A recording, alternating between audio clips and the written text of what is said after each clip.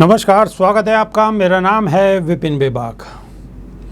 2014 लोकसभा चुनाव में भाजपा के लिए काम करने वाले चुनावी रणनीतिकार प्रशांत किशोर पिछले कुछ समय से भाजपा की मुश्किलें बढ़ाते हुए नजर आते हैं। 2 महीने पहले ही पश्चिम बंगाल में जीत के बड़े बड़े दावे कर रही भाजपा को मुंह की खानी पड़ी थी। ममता की बम पर जीत के पीछे प्रशांत किशोर की रणनीति ही थी। अब एक बार फिर पीके की एक पॉलिसी की वजह से भाजपा खेमे की चिंता बढ़ गई है। दरअसल भाजपा YSRCP को मोदी सरकार में लाने के लिए डील कर रही है, जबकि पीके चाहते हैं कि YSRCP chief Jagan Mohan Reddy BJP विरोधी मोर्चे का हिस्सा बने। सूत्रों के मुताबिक बीजेपी ने 2014 और 2019 के लोकसभा चुनाव से पहले YSRCP को चुनाव एवं गठबंधन में लाने की कोशिश की थी। ये 7 जुलाई को मंत्रिमंडल विस्तार से पहल जगन मोहन रेड्डी के साथ बातचीत फिर से शुरू की है। मामले से अवगत एक अन्य सूत्र के मुताबिक YSRCP को कैबिनेट में शामिल करने की प्रक्रिया भी शुरू कर दी गई थी।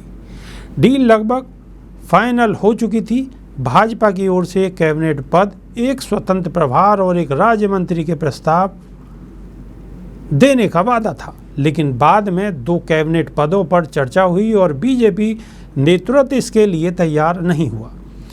सूत्र बताते हैं कि ये भी बताया गया है कि जगन सरकार में शामिल होने की इच्छा थी। उन्होंने पदों के लिए नामों को अंतिम रूप दे दिया था।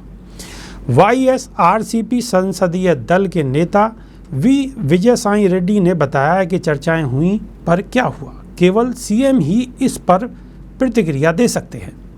वहीं एक सूत्र ने कहा है कि जगन के प्रस्ताव को स्वीकार न करने के फैसले ने बीजेपी नेतृत्व को नाराज कर दिया। हालांकि आंध्र के सीएम ने कहा है कि वह केंद्र के प्रति मित्रता बरकरार रखेंगे और मुद्दे आधारित समर्थन का विस्तार करेंगे। वैसे 2014 के बाद से YSRCP मुद्दे आधारित समर्थन की पेशकश के लिए खुले होने के बावजूद एनडीए सरकार में शामिल होने के खिलाफ है।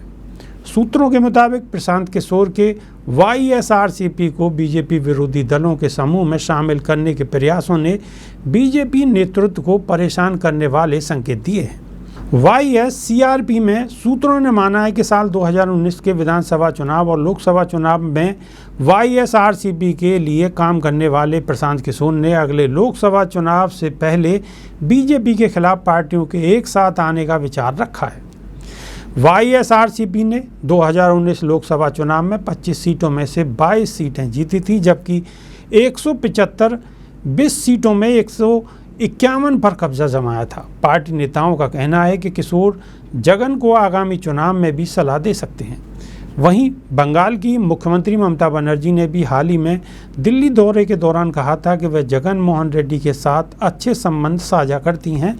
उन्होंने संकेत दिया था कि विजद और YSRCP जैसी पार्टियों के लिए दरवाजे खुले हैं। आपको बताते चलें कि बंगाल की मुख्यमंत्री ममता बनर्जी और पीके द्वारा 2024 के आम चुनाव से पहले भाजपा विरोधी मोर्चा बनाने के प्रयासों में लगे हुए हैं। अभी के लिए सिर्फ इतना ही। बने रहिए हमारे साथ। नमस्कार।